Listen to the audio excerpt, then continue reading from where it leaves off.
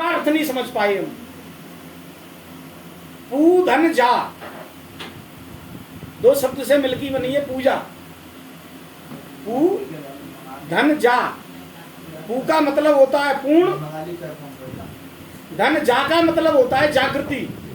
जिस दिन पूरी तरह के तरीके से आप जागृत हो जाओगे तो आपका हर कार्य पूजा हो जाएगा। केवल घंटी लाना पूजा नहीं होगा, केवल घंटी लाना पूजा नहीं होगा, केवल आप मूर्तियों को स्नान करा रहे हो पूजा नहीं होगी। आपके द्वारा किया गया हर कर्म पूजा हो जाएगा। और जानने के बाद जो होता है ना, उसी को कहा गया है कर्म ही पूजा है। अब आधी बात लोगों की समझ में आती है, आधी बात समझ में नहीं आती, क्योंकि सत्संग आधा सुनते हैं, पूरा सुनते ही नहीं है। एक बार एक हंस और हंसनी उड़ते हुए जा रहे थे। हंसनी सत्संगी थी, महिला में ज्यादा चाह होता सत्संग सुनने का, चाहे समझ में कुछ नहीं जाए, आती है उनको बात समझ में, लेकिन वो कौन सी बात समझेंगी जो उनके ग्रस्त से जुड़ी हुई होगी। वो जल्दी ज्यादा समझती हैं, जो ग्रस्त से जुड़ी नहीं होती उसको मैं उतना वो दिमाग में ही लगाती हूँ। क्षमा करना, मैंने कह दिया। सही बिल्कुल सही 100%। मैंने इसलिए कहा है कि महिलाएं श्रद्धावान होती हैं, भोली होती हैं बेचारी, और इनके भोलेपन का लोग फायदा उठाते हैं, छलते हैं। ममता होती है। और हम ममता भी कह दूंगा तो मेरे को तो ममता बहुत बुरी लगती है। ममता में राग द्वेष नाम की जो उल्लू हमेशा 24 घंटे तैयार रहती है। ममता मल है। बसंतों के आओगे तो सबसे पहले ममता ही जलाई जाती है। हम तो ममता की आंख हत्या कर देते हैं, तुरंत गाड़ी लगाते, जा जलाओ पहले, जय सत्यानाश है, जय साफ कर रही है सबको। ममता वेरिएंट को नहीं खाया। तो हंस और हंसनी दोनों उड़ते हुए जा रहे थे। अब क्या हुआ, हंस और हंसनी ने कही, हंस बोला चलो हंसनी से चलो दाना पीना अपन सुने आएंगे, छोटे छोटे बच्चे हैं इनके लिए कुछ दाना ले आएंगे। तो साहब जंगल में दोनों जने उड़ते हुए, बड़े बड़े पंख होते हैं हंसों के, उड़ते हुए चले जा रहे थे। तो हंसनी की निगाह नीचे पड़ी, एक आश्रम सा था, वहां एक महात्मा जी बैठे और सत्संग चल रहा था। हंसनी ने कही हंस, अरे महाराज सत्संग हो रहा है। हंस का दिमाग दाना पीना पैदा। हंसनी ने देखी महाराज सत्संग हो रहा है, और मैं तो सत्संग सुनने की मेरी इच्छा प्रबल हो गई। अब तो देखो कितना सुंदर महाराज कह रहे हैं, और लोग बैठे बैठे सुन रहे थे। हंस ने कही तू तो अच्छी पागल जैसी बात करती है, निकले थे खाना के लिए, तू घुसड़ दिया सत्संग। चल बाद में देखेंगे लौटती हैं, पहले दाना ले आए फिर सत्संग सुनेंगे। हंसनी बोली कि नहीं नहीं महाराज, दाना तो अपन बाद में भी सुन सकते हैं, पहला काम है संतों का सत्संग लेना। ज्ञान की बात करी उसने। संत ने उसने कही, हंस ने तू मानेगी तो है नहीं, क्योंकि स्त्री 3 बार अगर कह दे आदमी से तो समझदार आदमी वैसे ही घुटने टेक देता है, क्योंकि ज्यादा कहोगे तो भैया शाम को खाना नहीं बनाएगी और रखना पड़ेगा। तो भैया वो हंस ने कही चल तेरी इच्छा है तो कोई बात नहीं है। तो दोनों भैया उतर के वो आश्रम के पेड़ की डाल पे बैठ गए।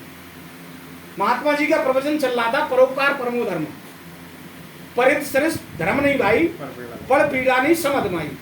परोपकार से बड़ा कोई धर्म नहीं है। परित के कार्य में संत अपना शरीर गंवा देते हैं। फिर उन्होंने राजा दधीची का किस्सा सुनाया, महात्मा जी ने अनेक संतों के किस्से सुनाए। सूत्र उन्होंने हंसनी ने याद कर लिया, परित सरित धर्म नहीं भाई, पर पीड़ा नहीं समझ माई। कथा पूरी हो गई, हंस हंसनी वहां से उड़ गए, क्योंकि अभी तो दाना लेने जाना था। उड़ते उड़ते उड़ते उड़ते एक नदी के किनारे किनारे उड़ रहे थे दोनों जने। और हंसनी कह रही थी हंस से, देखो महाराज कितनी बढ़िया कथा सुनाई। अपने कंप्लीट से महाराज कह रहे थे, देखो महाराज कितनी अच्छी कथा सुनाई महात्मा जी ने, और आज कथा सुन के मेरा मन बड़ा प्रफुल्लित है। आज चाहे दाना मिले चाहे नहीं मिले, मोड़े मोड़े भूखे रहे चाहे बेशक रह जाए, लेकिन आज मेरा मन बड़ा खुश है। इतनी अच्छी कथा महात्मा जी ने सुनाई। हंस ने कहा ठीक है तू सुन तो लइए, तो कोई बात नहीं, चलो। अब क्या हुआ, उड़ते उड़ते वो नदी के किनारे किनारे उड़ रहे थे दोनों।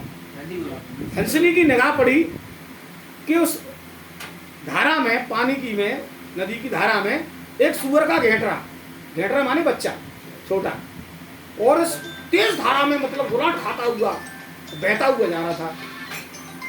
अब देखो हल्की साल उसने सुनी तो माने कि प्रैक्टिकल भी कर लेना चाहिए संतों की बात का, और यही हम भी कहते हैं कि भाई जो सुनते हो उसका ठीक प्रैक्टिकल करो।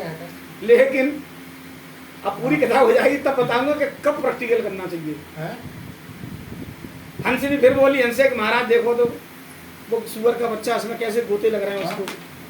तो कल ये बच्चा हमारा होता, हंस ने कही छोड़, ये तो दुनिया है, काय को चक्कर में पड़ रही है, अपना समय वैसे ही जा रहा है, अब यार शाम हो जाएगी, बच्चे भूखे होंगे, चल अपन तो गाना चुनेंगे। हंसनी ने कही कि नहीं महाराज, मैं तो परोपकार करके ही जाऊंगी, आ गई मैंने सत्संग सुना है और तुम ये सत्संग खराब करवे में हमेशा कराती हो। वो आपस में तू में होने लगी। तो हंस ने फिर सरेंडर कर दिया। तो हंस बोला हंसनी से कि भाई देख, तुझे परोपकार करना है तो तू कर, तो तू परोपकार में लग जा, मैं जब तक दाना ले आता हूँ और मुझे यही मिलना, मैं लौट के आ जाऊंगा। तो उसने कहा ठीक है। अब हंसनी के बड़े बड़े पंजे रहे, जैसे ही वो नदी के नीचे की तरफ आई, उसने गप से आगे वो हंसनी ने और उस बच्चे को अपने पंजों में दबाया और दबा के वो नदी के पार पे ले आई। हंस बैठ गया पार पे, देख रहा था उसको। जब बच्चा बाहर निकाल लिया, फिर हंस आया, हो गया परोपकार तेरा? तो हंसनी बोली हाँ महाराज। तो चला? तो बोले महाराज अभी नहीं जाऊंगी। क्यों? कि जी तो बेहोश हो गया बच्चा, गुलाटा खा खा के वहां गोता लग गया इसको, जो होश में आया तब चलूंगी। तो हंस ने कही आज जो पूरे परोपकार करके मानेगी तो मानेगी, तो एक काम कर, तू परोपकार कर और मैं जाता हूँ दाना लेके आता हूँ। हंस उड़ गया। हंसनी ने अपने बड़े बड़े पंख फैलाए तो बस सूअर के बच्चा पे ऐसे ऐसे वो हवा करने लगी। अब गोता लग लग के बाकी पेट हो गया खाली सूअर के बच्चे का। तो जैसे ही बाकी आगे बोली, हंसनी बाबे ममता बस पंख फैला रही थी, बाना देखिया पेट खाली, सब ने गप हंसनी पकड़ी और फाड़ फूड़ के पूरी खा गया वो सत्संग। अब साहब वो लौट के आया हंस 2-2.5-3 घंटा बाद चुना चुनी लेके अपना आया। सुबह ने ढूंढा हंसनी को, ढूंढा, जो भी बा का नाम रहा हो, शीला रहा हो, सुशीला रहा हो, प्रीति रहा हो, जो भी नाम रहा हो, मैंने आवाज लगाई तो कहीं कुछ नजर नहीं आया।